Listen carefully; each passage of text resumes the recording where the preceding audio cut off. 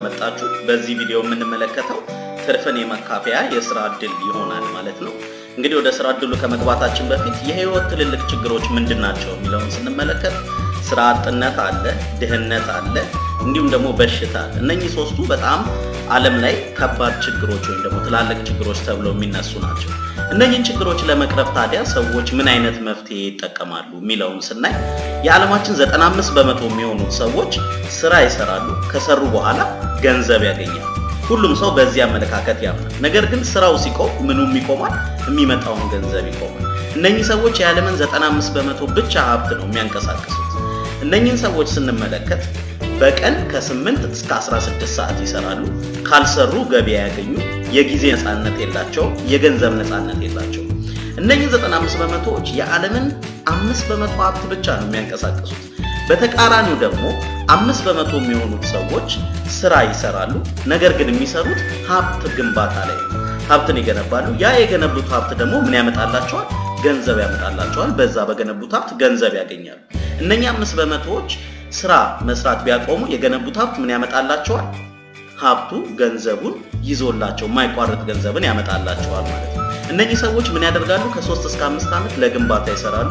ገንብተው ሲጨርሱ የገንዘብ ነፃነትን ያገኛሉ፣ የጊዜ ነፃነት አላቸው፣ እንዲሁም ማውረስ የሚችሉት ሀብት አላቸው። እነኛ 5%ዎች ብቻ የዓለምን 95% ሀብት ያንቀሳቅሳሉ። ስለዚህ የትኛውን ይመርጣሉ? ለገንዘብ መስራትን ነው የሚመርጡት ወይስ ሀብት መገንባትን ነው የሚመርጡት? እንግዲህ እዚህ ጋር ቆም ብለን ራሳችንን መጠየቅ ይገባል። ስለዚህ ምርጫችን ሀብትን መገንባት ከሆነ አሁን ያለንበት የቢዝነስ ዕድል ይሄንን ለማድረግ የሚያስችለው ምርጡን የሀብት መገንቢያ መንገድ ምንድነው የሚለውን ከዚህ በመቀጠል እናያለን። ከካምፓኒያችን ጋር ምንድነው የምንገነባው የሚለውን ስናይ ካምፓኒው የሚያቀርብልን ምርት ያቀርብልናል። ካምፓኒው ከ2000 በላይ ምርቶች አሉት። እነሱን ምርቶች ያቀርብልናል። የምንሰራበት ሲስተም፣ የምንገነባው ሲስተም ያቀርብልናል። እንዲሁም የመስሪያ ቦታ ያቀርብልናል። እነኚህን ሶስቱን ነገሮች ካምፓኒው ያዘጋጅልናል። ካምፓኒው ይህንን አዘጋጅቶልን ከኛ ደግሞ ምንድነው የሚጠበቀው? ትርፍ ጊዜያችንንና የቃል ማስታወቂያ። እነኚህን ሁለቱን በማድረግ አንድ ላይ ከካምፓኒው ጋር የምንገነባው ነገር ምንድነው? የደንበኞች ስብስብ። እነኚህን ሁለቱን ነገሮች ተጠቅመን የደንበኛ ስብስብ እንገነባለን። እነኚህ የምንገነባቸው የደንበኛ ስብስቦች ከካምፓኒው የሚፈልጉትን ምርት ይጠቀማሉ። ካምፓኒው ደግሞ በዛ ምክንያት ለኛ እንዲሁም አብረው ለሚሰሩ ሰዎች ኮሚሽን ይከፍላል። ምክንያቱም በእኛ የቃል ማስታወቂያ በተገነቡ የደንበኛ ስብስብ ካምፓኒው ደንበኞችን አገኘ። ስለዚህ በዚህ መልኩ ሁሉም ሰው ተጠቃሚ ሆነ። ስለዚህ ስራ ለመጀመር ምን ያስፈልጋል የሚለውን ስናይ 4 ቀላል ስራዎች አሉ። መዋል፣ መጠቀም፣ ማካፈልና ማስተማር። እያንዳንዱን በዝርዝር ስንመለከት መዋል የአባልነት መታወቂያ ማውጣት ማለት ነው። ለመዋል $20 መክፈል ያስፈልገናል። ስንዋል አንድ ሰው ሲዋል የመለያ ቁጥር ያገኛል፣ የመስሪያ ማንዋል ያገኛል፣ ስራውን ለመስራት የሚጠቅመው የመስሪያ ቦታ መብትና ነፃ ስልጠናዎች ይሰጡታል ማለት ነው። በዚህ መልኩ የካምፓኒው ባልደረባ ሆኖ ስራውን መጀመር ይችላል። የሚቀጥለው ፓርት መጠቀም ነው። ምርቶቹን ለመጠቀም ፓኬጅ መግዛት። ምክንያቱም ምርቶቹን ለማስተዋወቅ ለሌሎች ምርቱን ማወቅ ያስፈልጋል። ስለዚህ የፓኬጅ መጠኖች አሉ። በእነዛ ምርቶቹን እንገዛለን። የጤና መጠበቂያ ምርቶች፣ የውበት መጠበቂያ፣ ንጽህና መጠበቂያና ማሽነሪዎች ካምፓኒው አሉት። በተለያየ ዘርፍ ነው ምርቶችን የሚያመርተው ማለት ነው። ስለዚህ እነኛ ምርቶች መጠቀም ነው። የሚቀጥለው ማካፈል ነው። የቃል ማስታወቂያ መስራት ማለት ነው። ለወዳጅ፣ ለቤተሰብ፣ ለጓደኛ ልክ ይሄንን ቪዲዮ እንድናይና ስራውን እንድንሰራ እንደተጋበዝነው ሁሉ ይሄን የሥራ ዕድል መስጠት ማለት ነው። በአካል ሊሆን ይችላል፣ በስልክ፣ በመልእክት፣ በኦንላይን ሊሆን ይችላል። ሰዎችን ወደዚህ ቢዝነስ በመጋበዝ አብረው እንዲሰሩ ለማድረግ ማለት ነው። የቃል ማስታወቂያ እንሰራለን። የመጨረሻው ማስተማር፣ ሲስተም መገንባት።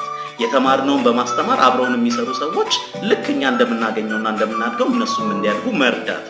መማር፣ ከተማርን በኋላ መተግበር፣ የተገበርነው ማስተማር፣ ከዛ በኋላ መገንባት። ያ የተገነባው የደንበኛ ስብስብ አብሮ በመስራት አብሮ ያድጋል ማለት ነው። በዚህ ቢዝነስ ከሰዎች ጋር ተያይዘን ነው የምናየው። እነኚህን 4 ቀላል ስራዎች በመስራት አንድ ሰው ሀብት መገንባት ይችላል፣ የገንዘብ ነፃነት ማግኘት ይችላል፣ የጊዜ ነፃነት ማግኘት ይችላል፣ ለሌሎች እድገት ምክንያት መሆን ይችላል፣ ስኬታማ መሆን ይችላል ማለት ነው። 4 ቀላል ስራዎችን በመስራት። ስለዚህ የምርት ጥቅል መግዣው ምንድነው ወይም አማራጮቹን ስናይ የምንጠቀመው የምርት መጠን አንድ ሰው በሲልቨር ጥቅል መግባት ከፈለገ $270 ምርት ነው የሚገዛው። 200 ነጥብ ቢቪ ይያዝለታል ማለት ነው። የቦነስ ፐርሰንቱ 10% የካምፓኒው ተጋሪ ይሆናል ማለት ነው። $2000 ነው የሳምንታዊ ቦነስ ጣሪያ። አንድ ሰው ሰርቶ ማክሲመም ላይ እስከ $2000 ማግኘት ይችላል በሳምንት ማለት ነው በሲልቨር። በጎልድ ደግሞ ከገባ በ$500 ይገባል። 400 ቢቪ ይያዝለታል። 11% ሲሆን $4000 ነው ማክሲመም የጣረው የበሳምንታዊ ቦነስ ጣሪያው ማለት ነው። ስለዚህ የምንገዛው የጥቅል አይነት የምንጠቀመው የምርት የጥቅል አይነት የቦነስ ጣሪያችንን ይወስነዋል ማለት ነው። ወደ አዋጭነቱ ስንመጣ ይህንን ማሳካት ይቻላል ወይ የሚለውን ስናይ አንድ ሰው በቀን አንድ ሰው ቢጋብዝ በወር 30 ሰው መረጃ ይሰጣል። ስለዚህ ከነኚህ 30ዎቹ ሰዎች መሃል 2 ሰው ብቻ ይህንን ቢዝነስ ለመስራት ወስነው ቢቀላቀሏችሁ ምን አይነት ውጤት ማምጣት ይችላል የሚለውን እንመልከት። ይህንን ስናይ በአንድ ወር 2 ሰዎች ሲቀላቀሉ እና አንድ አመት ይህንን ስራ ብንሰራው የት እንደርሳለን የሚለውን እናያለን። እኛ በአንድ ወር 2 ሰው አስተዋወቅን። እነኚህ 2 ሰዎች ይህንን ስራ ሲደግሙ ሁለተኛ ወር ላይ 2ቱ 4 ሰው ይሆናሉ። እነኚህም 4 ሰዎች ይህንኑ ሲደግሙ ሶስተኛ ወር ላይ 4ቱ ሰዎች 8 ሰው ይሆናሉ። 8ቱም ይህንኑ ተመሳሳይ ስራ በመስራት አራተኛ ወር ላይ 16 ሰው ይሆናል። እነኚህ እንደዚሁ እየሰሩ አምስተኛ ወር ላይ 32 ሰዎች ይኖራሉ። ስድስተኛ ወር ላይ 64 ይሆናሉ።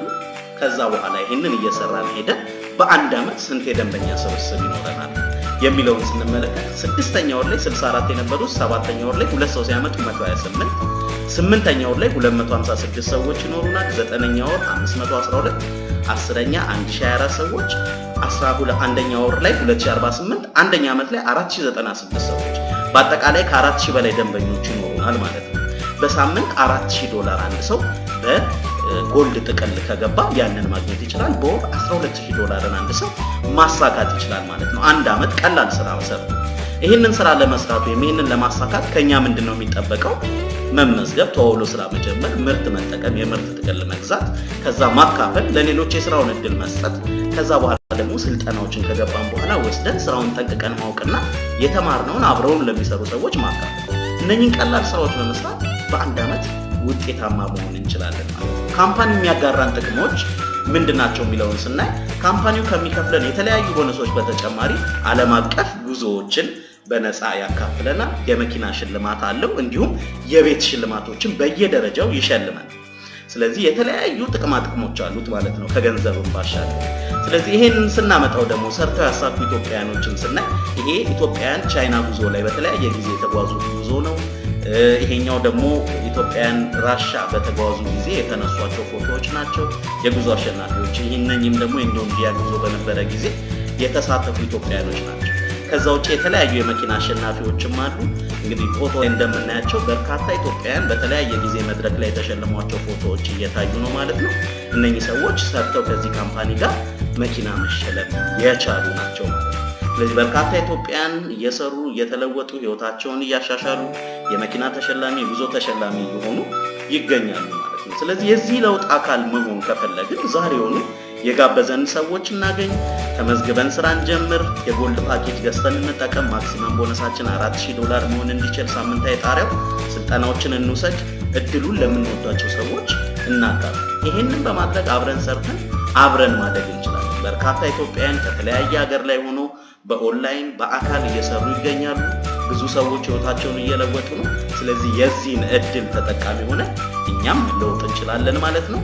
ሁላችንም ሰርተን ስኬት ላይ እንገናኝ።